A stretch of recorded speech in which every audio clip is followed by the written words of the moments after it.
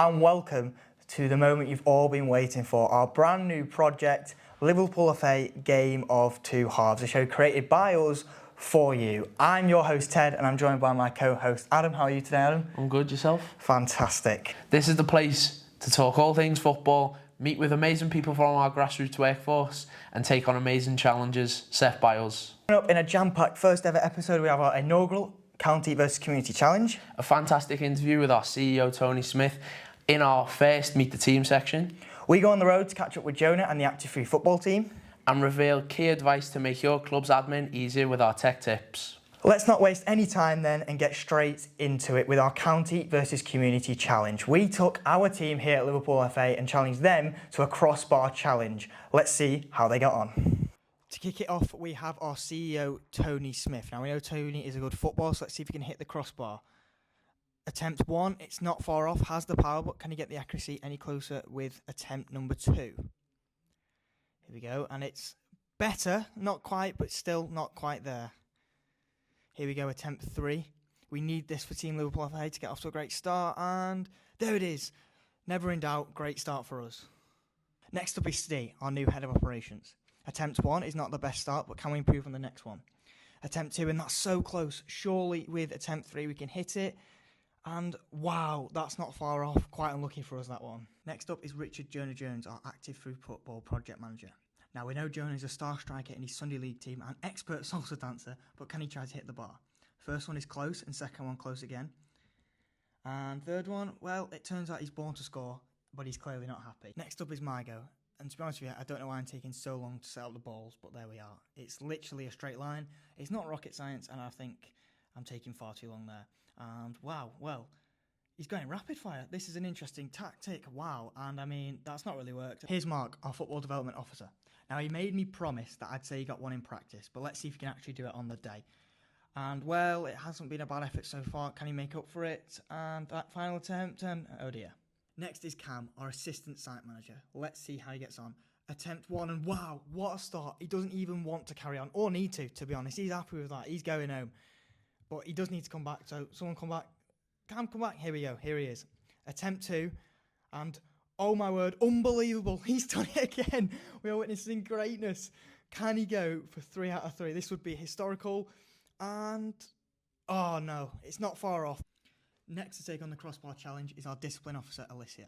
Now, for some reasons, there is 4 balls out there. I hope she knows the rules. First attempt is just short. Can the second be any better? And oh, it's not that far off, you know. Final attempt. Can we get another one for Team Liverpool FA? Nope, not quite. It's unlucky, but 3 very good attempts. Liverpool FA's facility development manager, Amy, is following on next with 3 more attempts. Like a true centre-back, Amy rifles the ball over for attempt number 1. The second one is just short, maybe due to the ball being deflated. Last shot is also short, but a great finish. Sean is next, our maintenance manager. He's played ball boy for all the goals so far, so let's see how he gets on. He's also our first lefty of the day. The delay in taking shots was due to unfair heckling from the cameraman. Let's see if he can silence the crowd. Attempt 1, not bad at all, just a bit too low. Attempt 2 now, and not bad again, but this time it's slightly too high. Can we break the bad spell and finally hit the bar with this last attempt? No, so close. The penultimate attempt is our Women and Girls Football Development Officer, Ellie. And I'm not going to lie, we could do with a hit here. Attempt number 1, and it's a near miss, but nice technique. How can we get on with attempt number 2? We are desperate to end the drought, and well, that's just unfair. The wind definitely pushed that one out of the way. That was definitely hitting, I can confirm that.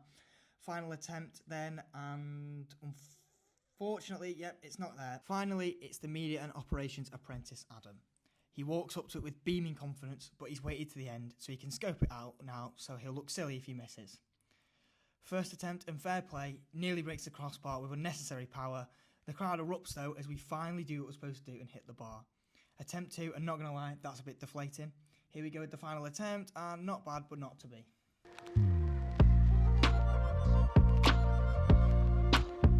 Well, I think that was great, especially from my side. I enjoyed that a lot. I mean, not so much me, to be honest. I didn't hit anything.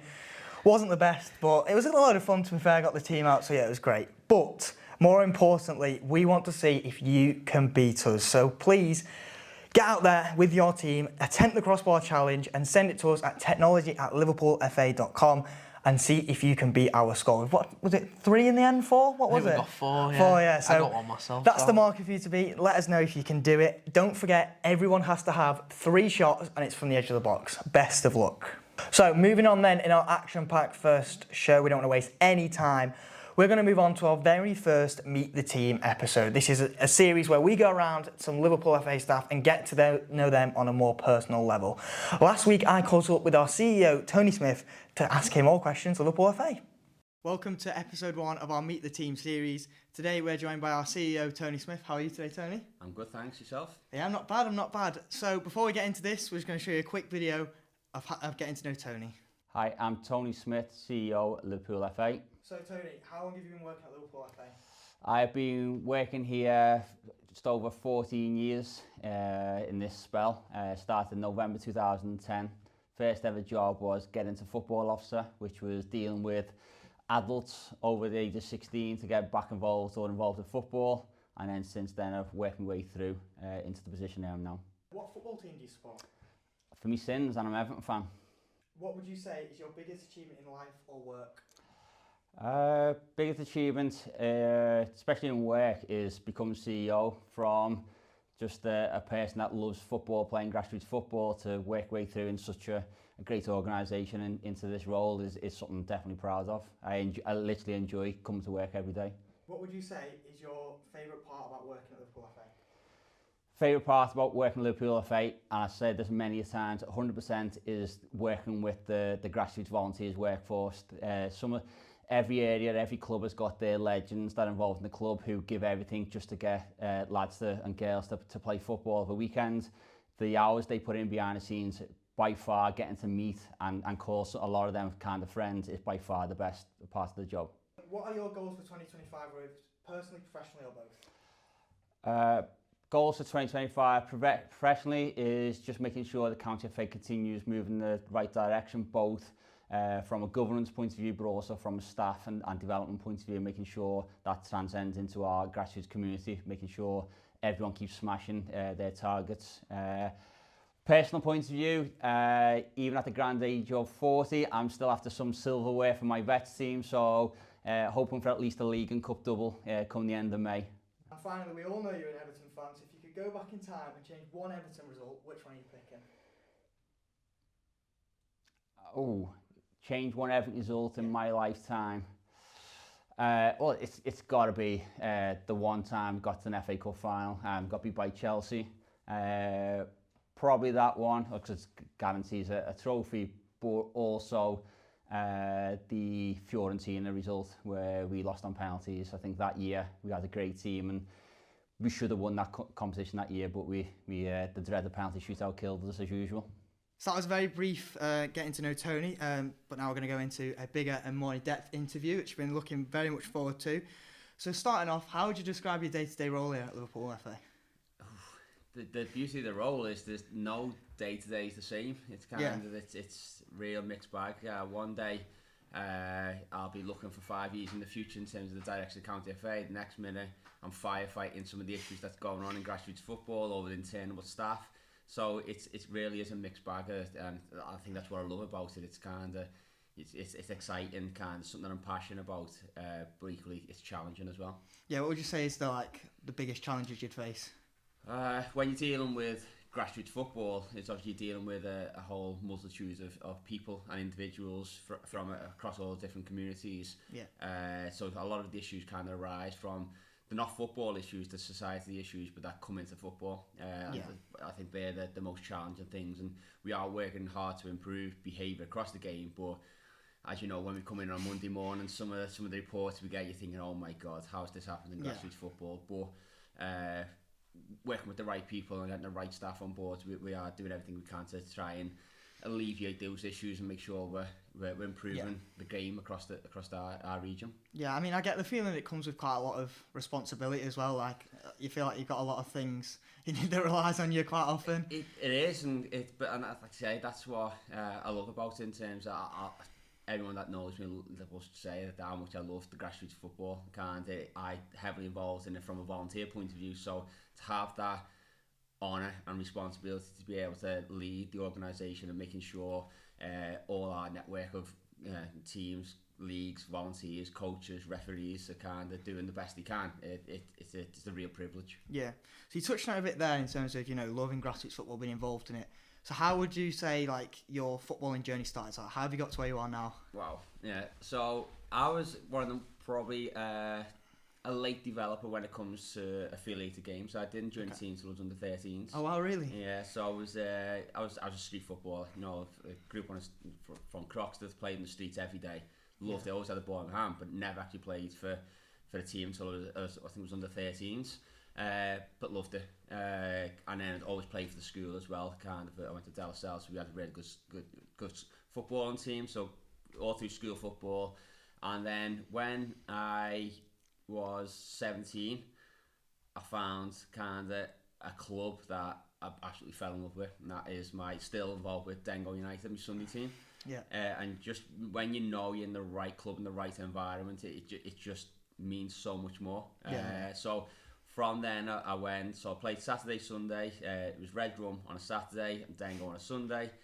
And then in my mid-20s, the manager of Dengo was stepping down. Team was about to fall. I thought, I can't let this happen. So about 26, I became a Sunday League team manager to see it out to the end of the season. 12 years later, I was still doing it. Yeah, still playing, kind of. But then as things progressed, and I got more involved with the FA, I started getting to coaching. So I coach my lads team under 7s. I coached the development centre. I managed the Sunday team, a club secretary. I'm still playing as a vets player now, being on the league committee members, and over the last couple of seasons I also went over to the dark side and became a registered referee as well. So I have literally done every role you can think of in terms of grassroots, and I think that's what helps me when I'm out there supporting our stakeholders, is that I can empathise in terms of the issues they have and kind of how hard it is to make successful teams and keep them going for the long periods they are. So yeah, it's I wouldn't change it for the world. Yeah. I still love it. So you touched on it a bit there, but would you say that having all those experiences in the Sunday League and whatever has helped you grow in your professional life as well in this job? Oh, absolutely. Yeah. Yeah. Yeah. It's and going into kind of some of the environments we go in terms of bringing up your personal skills as well, in terms of developing as a person. Grassroots football kind of has been a huge part of my own personal development as well. Yeah. And I've had a lot of support along the way in terms of this, because that's one thing it's very underestimated, is the amount of good people involved in grassroots football goes unnoticed. Yeah. There's some of the best people you could ever wish for are involved, and it's an absolute pleasure to be able to kind of call them friends and support, lean on them when it needs support. Yeah, obviously we've seen in the short clip as well, you're a massive Everton fan. Obviously we all know that here, we talk about it quite a lot, but would you say that there's quite a lot of similarities or stuff that you've found from going to support Everton and being involved in watching that from afar, that you've made you enjoy this job more as well? It's difficult because the professional game is so far removed from grassroots football now. It's hard to compare. As an Everton fan, I've enjoyed endless misery for the teams, and I generally get more enjoyment from grassroots football in terms of, so it's like going full circle from playing, and I still love playing. I still like playing for the veterans over 40s this year. I feel like I'm 18 again. I've enjoyed it that much. It's like I really want to carry on playing for as long as I can. But then the flip side, my lad is now under 7s, and I'm managing his team, seeing the youngsters coming through and what it means to them and seeing them develop. I don't think the professional game could ever change that. I don't think they could ever sway me to kind of go, I'll just go to the match this weekend and I'll leave coaching the kids or I'll leave playing. I'm still heavily driven by kind of a love for grassroots football. Yeah, I think one thing that has definitely surprised me since I started here is I think the similarities between the grassroots and working here is that in grassroots you don't have to necessarily be good at football or like football to be involved and have a blast. And it's similar here, I do the tech here, and that's not anything that's directly to be able to play football, but I love the job and it gets me involved. Well, I would say if you want to work in football, then there's no better place than working in football in Liverpool. the passion for the grassroots community have for football, whether that's the professional game or the grassroots, there's equal levels of passion and and that's, if you want to do anything, this is the place to do it. And I've always said that, and every time I go on national events and stuff like that, I'm always saying Liverpool is the place to be for grassroots football. And I think that's proven, especially when you look at the Sunday League stuff, the amount of teams we get to the FA Sunday Cup finals, and I know there's a big thing about the Liverpool teams always getting drawn against each other and getting knocked out, but it's genuinely true. I think it was last year, it took to the semi-final stage before one of our teams got knocked out by a non-Liverpool team. Wow. So the strength in there is clear for all to see, but we can't rest on that. We've got to keep driving and making sure the game is better and more successful than it possibly has before. Yeah, so obviously on that, we recently released our 4-year strategy for 2024 to 2028. And talk us through it, like what was thinking behind it and just how is that going to be worked to be a positive environment on the game? Yeah, so in terms of the FA strategy, we worked to 4-year strategies. Yep. So this is the first one that, being in this role, I've been able to lead on and really develop from start to finish. What I was really conscious with this strategy is that in the past we've done some really good strategies and delivered them, but we've done it in isolation. We didn't take on the feedback of our stakeholders. So previous to getting the strategy done, we held a number of events where we invited all our key stakeholders in to come and tell us what their thoughts are, what we're doing wrong, how can we improve, and we genuinely listened to, and that really shaped what direction our strategy was going to go in for the next 4 years. And that helps us be held accountable as well, because obviously our stakeholders are a key part of what we do. For them to see what they've suggested, and then if we just put down the top drawer and don't do anything about it, then we're not delivering everything we do. So I'm really proud of the strategy and the direction we're going in. Now we got to deliver it, which is a key thing. So obviously the key strands are increasing participation will always be a big one, both in the traditional affiliated game, your Saturday, Sunday stuff, which is really strong, but then also the new wave of formats that are coming in terms of recreational programs, midweek stuff, doing football with a specific purpose around mental health and improving health and well-being. So that is getting bigger and bigger, and then included in that is the increase in the female game and the increase of disability game as well. So it's what we're known for is the traditional affiliated game, but more and more work we're doing now is in targeted work with targeted groups, and it's long overdue, and probably we don't tell people enough about that, in terms of that's one of our key issues, or one of the drivers that we're moving forward, is to make sure people are aware of the wider work we do.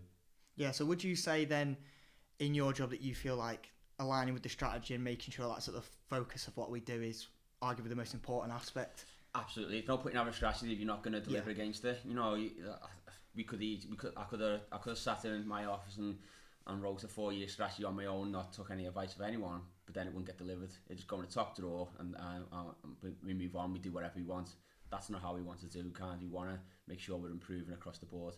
And that goes for not just playing, for refereeing, coaching, improving facilities. It's a wide range of things. There's plenty of work to be done, so we've got to make sure we are focusing, spending our time and funding in the right areas. Yeah, and I think an important thing is, this very much is helping impact the community in the local area as well, which I think is a very important part, and that is, I imagine, something that's very heavily considered when you're making the strategy as well. Yeah, so one of our key drivers is improving local communities, using football as a vehicle to do that. Everyone knows that some of the facilities we've got in grassroots football are nowhere near good enough. So we've got to work hard with our partners to make sure we improve and build better and new facilities in the hearts of communities. And then from them, we want our football clubs, our bigger clubs, our tier 2, tier 3 accredited clubs to become true community hubs, in terms they deliver more than just a footballing so they're delivering against health and wellbeing initiatives, supporting mental health, and really driving everything within their community. Yeah, so you mentioned before about how massive football is in the local area. Do you think that if football and the strategy success, that'll have an impact on the community in Liverpool as a whole, not just the football community? Yeah, like I said before, football is a reflection of communities and society. Yeah. So we're doing, and it can be vice versa. So if football's doing really good stuff, then the local communities and wider society will pick up on that and kind of improve as a whole. But we've got to do our bit in football. We can't get too worried about what everything else is happening. At the end of the day, football is used in the right way is very powerful. Yeah, so I imagine that it's quite inspiring, you know, when you can see the feedback that's coming through from the strategy and when everything's sort of falling into place. But is there anything in your time that you've worked here that you think has been standing out as inspirational to you, or any big achievements that you've had? There's so much going on in football, but in terms of inspiration, obviously we've got a great set of team, and I've seen people come and really develop it on a personal basis and get the right recognition awards from that. But I think that the biggest inspiration comes from the network of volunteers we have who make football happen, especially in the affiliated game in terms of driving that. And I'll always say from day one in this role, the best part of the job is dealing with the people on the ground, the grassroots volunteers. And we all know, everyone who's involved in grassroots football will know a real legend of grassroots football in their club, in their league, in their community, who go above and beyond just to make sure other people can have a game of football over weekends. Now, I've been there, I've ran it. So my club, Dengo, we had our club secretary was there for over 50 years. Wow. And the amount of the administration behind the scenes, going to league meetings, making sure fixtures are confirmed, the players don't see that, and to be honest, they probably don't care. But as you get involved in more and you understand it more, you really start to appreciate the lengths some of these volunteers go into, commitment just to make sure people have a game of football. Because without them, county FA doesn't exist. Football doesn't exist. It's so heavily reliant on the volunteers that's the inspiration in terms of people who give up so much of their time just to allow others to enjoy a game of football.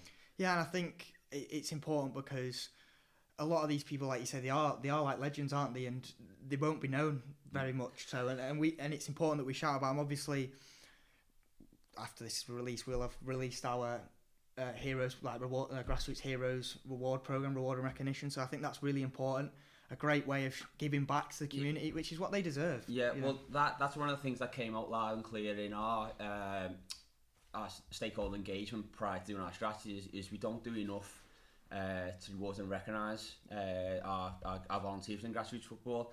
And I've always said that we know we don't, but we just don't know how best to do that because we've got so many. We've got close to 4,000 teams and almost 60,000 volunteers. You know, it's really difficult to kind of to be able to reward them all. So we've worked hard in turn to be able to put stuff in place to be able to say just thank you. And I think that's the beauty of my role. Like you're saying, outside of each club or outside of each community, people don't tend to know who the others are. In my role, I get to see all those different people. I can make those connections. So that's what I love about the job in terms of I could reel off a whole host of people who deserve to be named, but I'll be scared of missing someone else, so I'm not going to do that. But just, I think every club or every league and every team will know a grassroots legend within that, and kind of.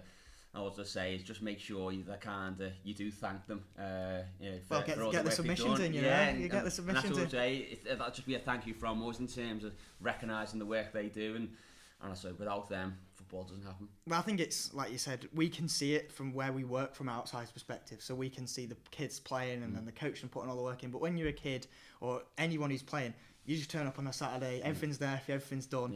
So it's important that we give the recognition to those individuals, but then it's also important that other communities can get a spotlight on them as well. And the idea behind this is so that we can give everyone the credit they deserve, you know. Absolutely. Yeah, as I say, the reward and recognition is a key part of our strategy and making sure we improve on that. We're not going to be perfect, we know that, and there's a long way to go with it, but we've made a commitment to making sure we start to do that a little bit better. And by the way, we don't reward and recognise ourselves. You know, we do a hell of a lot of great work internally in some of the projects and the work we do. But because of the way we are, we don't sing and dance about it. We just move on to the next project or whatever it is. So that we need to improve internally as well, making sure people are aware of the good work we're doing. Yeah, I mean, we're well, from a personal perspective, we're delighted to have launched this as well, this project, to hopefully get the grassroots community more involved. And, well, we'd just like to say thank you so much for being our first ever Meet the Team interview. No problem. Set the standard now, so it's up to everyone to beat it. But yeah, I'm sure it'll all go well, and hopefully we get some good feedback from our stakeholders as well in terms we'll continue to do this. So good luck with it, and say you got my full backing to launch it and go for it. So well, thank you I'm once excited again. about it. Thank you once again, and we look forward to hosting episode 2 shortly.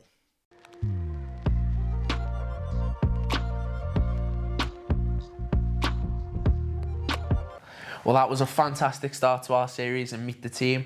We're meeting up with CEO Tony Smith.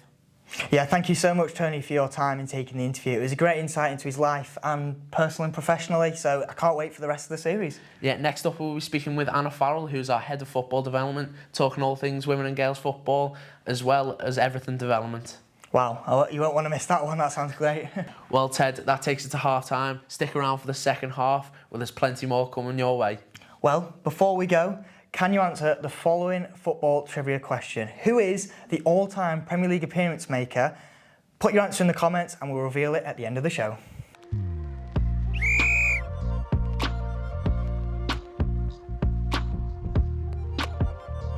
Welcome back to Liverpool FA's Game of Two Halves. We waste no time at all and get straight back into the action as we go and join Jonah out on the road with his Active Through Football project. Adam recently went to one of his sessions, and let's see how it went.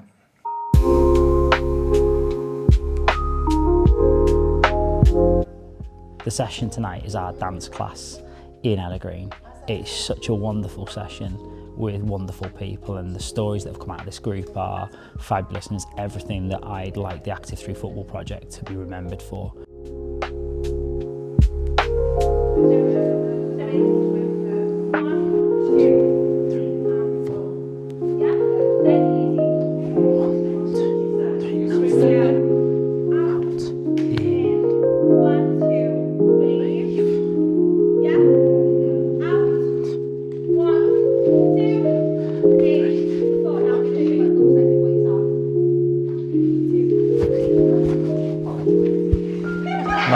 It's not the one, that one. How many? 1, 2, 3, 4. So we're here. 1, 2, 3, 4.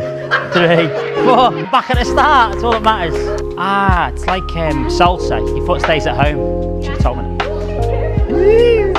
I've done a salsa class. Your foot all stays in the house.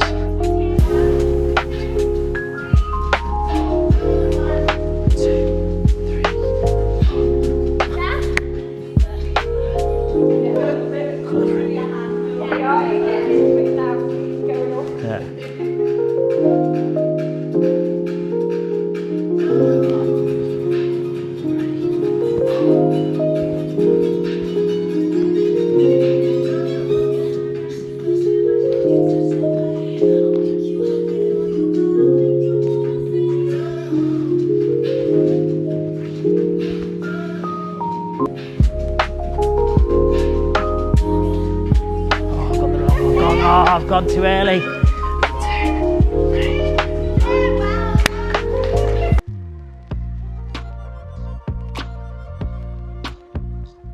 Wow, what an amazing activity that looked like. I wish I could have got involved myself. I'm a bit upset that I didn't get invited to that filming, but how was the session? It was great, a great community, and everyone looked like they enjoyed themselves. Yeah, so question from me is, how on earth did you manage to get Jonah involved in that? A lot of convincing, but I think he enjoyed himself as well. Yeah, something definitely we can have a look at for future sessions. That was absolute comedy gold. But yeah, if that was something that you like the look of and you'd like to learn more, then get in contact with Jonah at richard.jones@liverpoolfa.com for more information.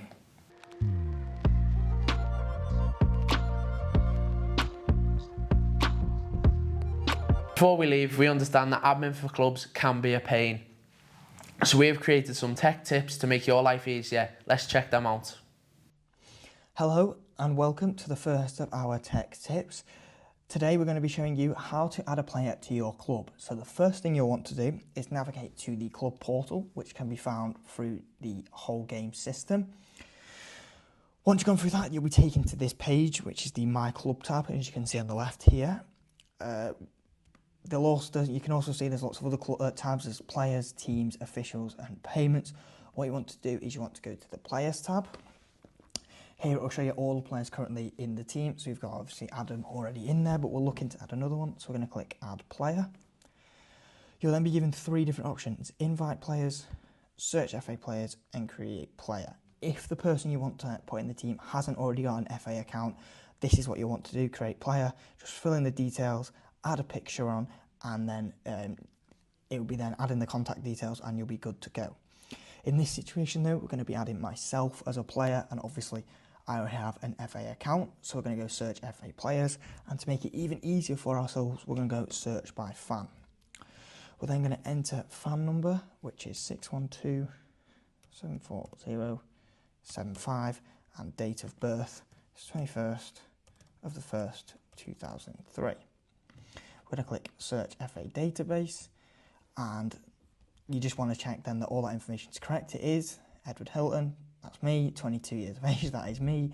So then you're going to add player. From there, it is then added to your club, but it'll be then a case of registering the player. You click register player, and you have these different options: provide consent, assigning them to a team, verifying the ID. Once you've done all that, you can then click this button here, submit to league, where it'll go to the league for approval. Once that's been done, the player is officially registered and ready to play. Welcome back then to the second recorded tech tip. Today we're going to be showing you how to add an official. Obviously in the first video you'll have seen about adding a player. This time we're going to be adding an official to the club, which is very slightly different. So once you've got onto the club portal, like we mentioned, there is these tabs at the side. Now instead of going to players this time, we're going to scroll down and click on officials. Again, it will show you a list of all the officials we've got in the club. This time we're going to add a new one. We've obviously got me in there already, but we're going to be adding Adam, my co-host, as an official to the club. So we're going to click add official. Again, you get 2 options: search official or create one if they haven't already got an account. We're going to be going search official, search by fan, enter his fan number, which is 61226717, and date of birth 30th of the 12th 2004. We're then going to click search official. He's come up, we found him. We're going to click add to club, and then here you get the option to click what role you want. Now some roles have certain requirements and certain qualifications. It will not let you add them unless you have got a specific requirement, but here we're just going to put him down as an accreditation coordinator and click confirm. Obviously that'll tell you it's been successful. You can either add another official or go to listings, and that'll tell you all the officials in the club. And that is how to add an official. Well, unfortunately, that takes us to the end of our very first show. Have you enjoyed it, Adam? I have indeed. It's been great fun, hasn't it? Very action-packed, and it's been a pleasure to have you along with us. Now, just before we go, we did ask you before the half, who is the all-time Premier League record appearance maker? Now, Adam, do you know the answer to that question? I'd say it was James Milner. It actually wasn't. You were close. I believe he's the second, but it's actually Gareth Barry who's the number 1. Former Evertonian. Yeah, of course. That's probably why I forgot about him, isn't Former it? Evertonian. That's probably why I forgot about him. Like I said, though, this is the end, unfortunately. But if you have any great content, great stories, or if you'd like to be involved, let us know. And don't forget to send in those crossbar challenge attempts.